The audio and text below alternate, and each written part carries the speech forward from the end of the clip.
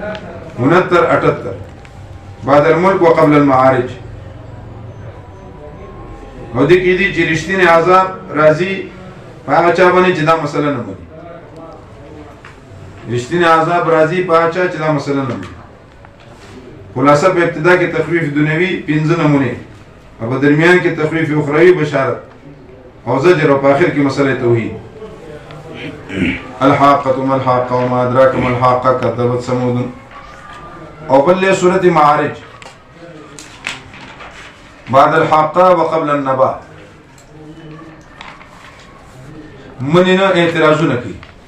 دا صورت مضمون دی مننا او اعتراضونه کوي.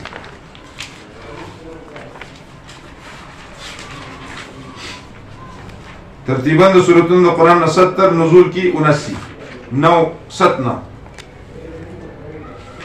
ابتدا انتهاء کی زجرونه برای منکرین. ابتدا انتهاء کی زجرونه برای منکرین او تسلی نبی علیہ السلام او تخفیف اخروی امور د فی عذاب. ظلم مکوئ، شرک مکوئ، احسان کوئ.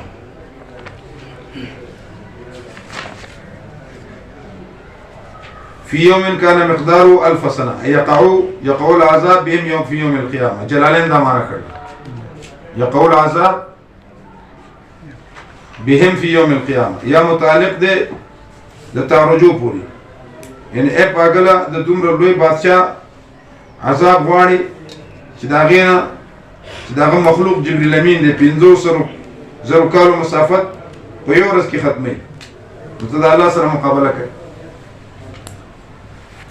سأل سائل بعذاب واقع للكافرين ليس له دافع من الله إلى ذي المعارج إلى آخره. بسم الله الرحمن